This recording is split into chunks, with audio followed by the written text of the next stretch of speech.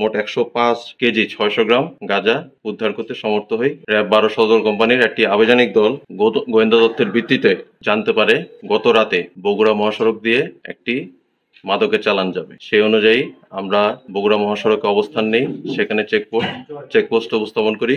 কিন্তু সেখানে যে গাড়িটা আমাদের টার্গেট ছিল, তারা টের পেয়ে চেকপোস্ট এড়িয়ে দ্রুত পালিয়ে যাওয়ার চেষ্টা করে। পালিয়ে যাওয়ার চেষ্টাকালে আমাদের অভিযানিক দল সেটাকে পিছনে পিছনে তাড়া করি এবং পরবর্তীতে সিরাজগঞ্জ জেলার সদর থানাধীন পঞ্চসারটিয়া শাকিনস্থ পঞ্চসারটিয়া সরকারি প্রাথমিক বিদ্যালয়ের সামনে পাকা রাস্তার উপর প্রাইভেট কারটিকে আমরা আটক করতে সমর্থ হই।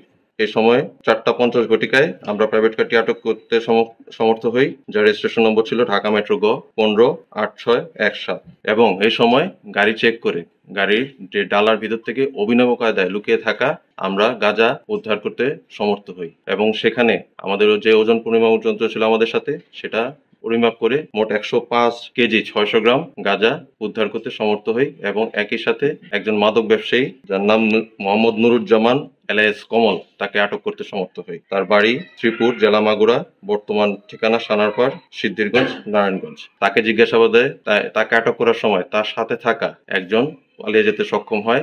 পরবর্তীতে তাকে জিজ্ঞাসাবাদে জানা যায় যে পলাতক সহযোগীর নাম মোহাম্মদ আলমগীর, তার ঠিকানা লক্ষ্মীপুরের রামগঞ্জ থানা। এ সময় গাঁজা ছাড়াও মাদক ব্যবসায়ীদের গাঁজা ক্রয় বিক্রয়ের কাজে ব্যবহৃত একটি মোবাইল ফোন, একটি সিম কার্ড, নগদ 1900 টাকা, একটি প্রাইভেট কার এবং ড্রাইভিং লাইসেন্স জব্দ করা হয়। ধৃত মাদক ব্যবসায়ীর বিরুদ্ধে ইতিপূর্বে 5টি মাদক মামলার তথ্য প্রমাণ পাওয়া গেছে। আমাদের যে অভিযান রয়েছে, সেই অভিযানের পরিপ্রেক্ষিতে সিরাজগঞ্জ সদর থানায় মামলা দায়েরের প্রস্তুতি গ্রহণ করছি। আমাদের পুরো কাজটা আমাদের আভিযানিক দলের এবং আমাদের ঊর্ধ্বতন কর্তৃপক্ষের দিক নির্দেশনার একটি দারুণ সমন্বয় হিসেবে মনে করি।